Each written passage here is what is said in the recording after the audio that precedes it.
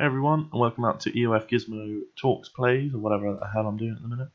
So today I am talking about, and I'm playing, TNA iMPACT on the Xbox 360, which came out in 2009, I think?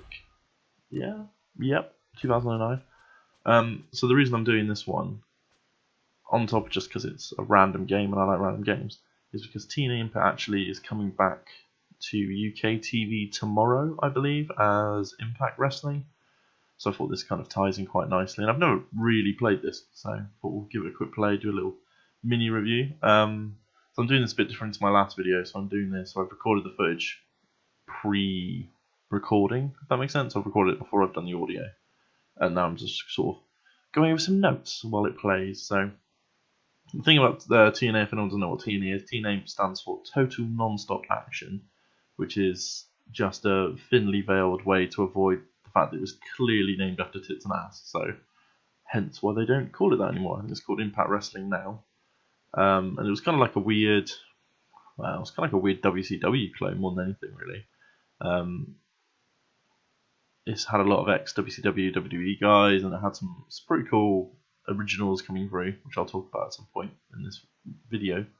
But yeah, so the game was made by Acclaim. It was made by Midway, which obviously no longer exists.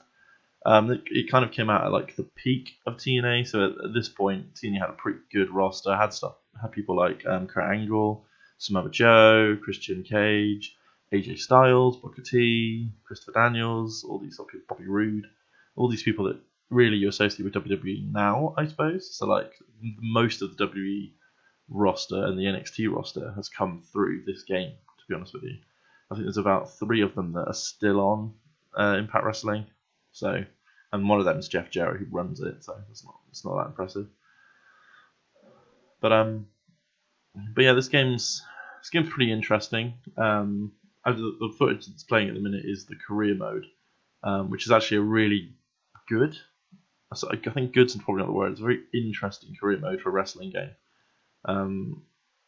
It's got a story about this guy called Suicide, which is a terrible name for a wrestler, and sort of his rise and fall and rise or whatever. I think the most interesting thing about the story of it is that they worked it into TV.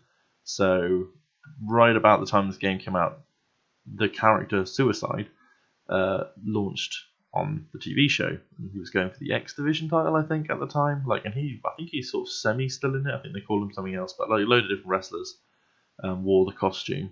But it was quite cool at the time, like WWE certainly weren't doing stuff like that, so it was very interesting that was the way TNA were going. And to be honest with you, this game is, I'll do a full review at some point later on in this video, but it's a pretty interesting game. It's just, you can tell it's their first game, if that makes sense. There's a lot of, the graphics are incredible. If you compare it to SmackDown vs. Raw at the time, it's not a competition. These graphics still look quite good now. This game came out 8 years ago. You wouldn't look that out of place as a downloadable game on the Xbox One, so that's cool. They really do look like the people they're supposed to look like, I suppose, is the biggest sort of plus point.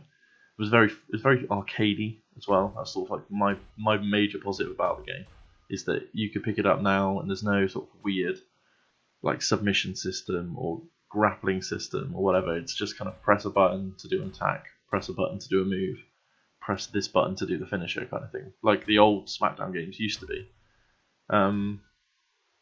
Which is good.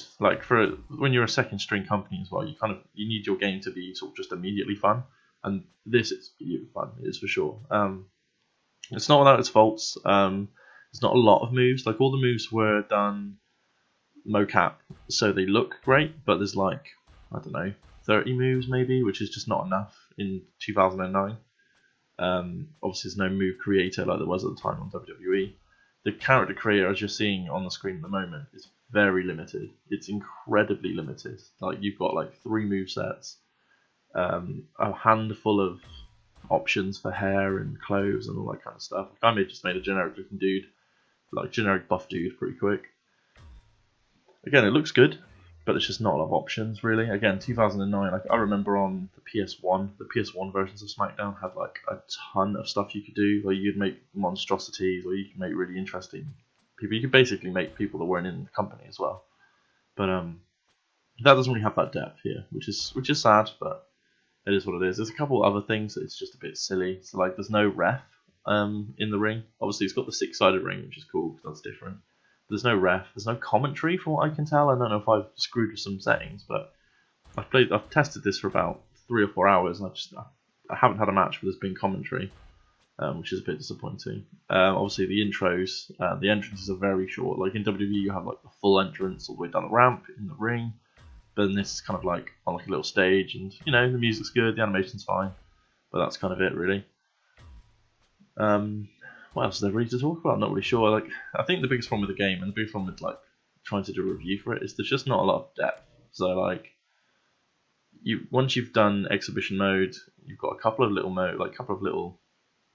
like free for all and all stuff. There's no like rule stuff. It's like, as far as I can tell, there isn't like cage matches and hardcore matches. That's just kind of like the standard match. I think there's tag matches, but that's about it. Obviously, no women at all in the game. Obviously, I know 2009. You would think we would have at least a couple of women. Like the knockout division at the time was very strong, so that's kind of disappointing, I suppose. But yeah, it's not a lot of depth. It's just once you've played it, you play it for like I played it for like 3 or 4 hours, like I said, and I've pretty much seen everything. Like the story modes are interesting. Like you're seeing on the screen in a minute, you're sort of going through like a little gauntlet match against some like creator character guys, I suppose, which is quite interesting. The narration is awful. It's I think it's supposed to be the character. I don't think it's the wrestler that portrayed him doing the voice, but he's like more monotone than I am.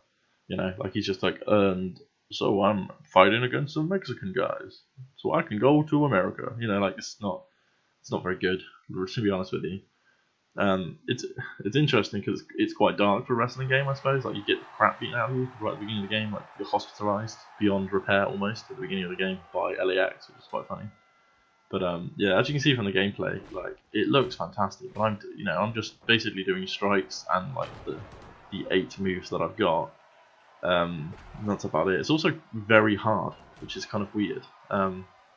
Not so much in the sort of gauntlet matches you're seeing. Like the last one gets quite difficult, but like every time I do an exhibition match against, so I did one yesterday where I was Kurt Angle against Christian, and you should know by now Kurt Angle is pretty much the best character on the game. So I was just getting railed. Like every time I was going for a move, he was reversing it. Every time I was trying to go for my finisher, he was reversing it, and then he hit me with one move, and then getting out of it killed me. I will say that anytime you have to interact with the game, it's pretty good. So when you're in a submission, it chucks you in a QTE off, I suppose. So like you have 3 buttons you each need to hit, and the quickest one is the winner. That's good. That's really simple. Like WWE has this horrific circle thing you have to do with a stick. I straight up can't do it. Like 2K16, I started an NXT career for a video, I don't know, maybe like a month ago, and I just could not get past this bit where you had to like avoid it. It was just really badly implemented. But this is nice. It's nice and simple. The same for the pinning. The pinning is just mash buttons to get up. It's fine. Spin the stick, whatever. When you're dazed, you spin the stick. You can see you've got the 2 bars there. You've got like a health bar-ish. It's not really a health bar. I think it's more like an energy bar. Like once it's full, you go dizzy, basically. Like a fatigue bar, I suppose is the best way to put it. And then the impact logo is your finisher stuff. And also you've got the little dudes which show where the damage is. But yeah, it's really fun. It's just a really arcadey game. It reminds me of like I said, the early SmackDown games.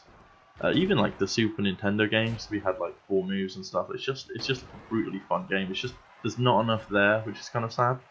Now the big issue, I think, to sort of get to wrap up my rambling, is that Midway got bought out, I think, just into the development of the second full game, so it got cancelled. There was a sort of weird side release game called Cross the Line, which was essentially the same game with a couple characters removed and added. So Christopher Daniels was no longer in it because he'd left the company, and I think Hulk Hogan was. But that was only for PS2 and PSP, I think, and I think it was a pretty fun game. It's kind of strange, but it's the same with this game. When you see reviews for both these games, you very rarely see a 360 or PS3 version. It seems to be the PS2 version that sold well. But when I picked up this for like £5, which is, you know, for a game nowadays, it's not a lot at all. But yeah, I don't really know what else to say, to be honest with you. It's just it's just a sort of arcadey wrestling game. It's okay. Like, I think if you kind of miss the old style of wrestling games that are like this, then I would highly recommend playing it. Like I said, I'm playing it on my 360. Still looks good, still runs fine. Definitely, like, you know, when you go back to some games of that era, you kind of feel like, oh god, the 3D graphics are so bad. I just can't do it. But credit to it, it's really stood the test of time graphically. Like I said, there isn't a lot of other stuff here. There's like I said, no commentary is like a weird thing for me. Like, not that I particularly want to hear Don West and Mike Tenay talk utter rubbish, or God help us Taz, but hey, why not? Just something, just to tell me what kind of move I'm doing. Just the monotony of just doing the same bloody choke slam every 4 seconds. But like I said, if you're really missing arcade games, I would recommend this completely for a 360 or PS3. I haven't played the PS2 version. I've seen the PSP version. Again, for a PSP game, it's great, but if you're going to play that on the television, I would get this version for sure. And I think the most interesting thing is just seeing what that company used to be. Like, when you load up the game and the roster is, you know, AJ Styles, Samoa Joe, and you're just thinking, wow, Eric Young, Bobby Roode, James Storm. You think, Jesus Christ, like these guys really gave WWE a run for their money at this time, and it's kind of sad, really. Like, I think I stopped watching it shortly after. So basically, as soon as I saw Hulk Hogan and Ric Flair turn up on the TV, and then I think they went to Monday nights and got rid of the 6-sided ring. I was just, no, I'm sorry, I'm not watching this anymore. They just got a bit big for their boots. I think they were so convinced that they had to sort of compete with WWE, when really they could have been a very happy second. You know what I mean? Like, they would be comfortably second now if they'd stayed the course. I don't, they're very loyal people. People like AJ Styles didn't really want to leave. Bobby Roode and stuff as well. And you think how good these guys are, and what they could do to that company now. So, but it's very interesting. It's an interesting look at what wrestling was at that time. So, I think it's probably worth. I think if we're gonna do some sort of rating for this, like, again, I have no structure to these reviews at the minute. Like, I'm just doing videos because I enjoy them. But overall, I think it's pretty fun. It's a good looking arcade game. But it's too shallow, so I think I'd probably give it around like a 6.5, something like that. If we're gonna do like a completionist scale, I would definitely give it a play. It's fun. It's a fun game, and it's just really a shame that they never got a chance to make a sequel. Because I think another year to 18 months with this engine, I think they could have put something really cool together. Because there's the foundation is so good. Like, it looks so good, the moves are so good, that I really think they could have made a really good game. That maybe would have helped the company outside of that as well. I imagine it sold relatively well. I know quite a few people that have played TNA Impact, but obviously it's never going to be a WWE game. But you see Kurt Angle on the front, I think, hey, they'll pick it up. Oh god, this guy. But yeah, Fernandez, all in American. So this is what I was saying about the difficulty, because like, I completely railed the 2 previous guys, and this guy immediately comes out really aggressive. But yeah, so arcadey. Just look at the way it's honestly like a fight game. Like, you're trying to get your shots in so you can sort of get your combos, as opposed to normal wrestling games, which is kind of like chain wrestling. Like, there's no chain wrestling in this game. Like, seriously, there's no chain wrestling. Nothing even close. But cool, yeah. So that wraps up my rambling. I think there's a couple of minutes left to run on this, so I'll just leave it up. But if you enjoy my rambling, please just leave me a comment or subscribe or whatever. You can follow me on Twitter, and I'll put in the description a link to Impact Wrestling's channel, YouTube channel. So if you want to see what they're like now, sort of before the WWE launch, before the UK launch, sorry. They've got quite a lot of content on there. So there's some guys coming back now, so it's better than it was like a couple of months ago. But hey, we'll find out tomorrow. I might even do a review of that first show just to see what I think of it. But cool, thanks for listening, and we'll see you next time.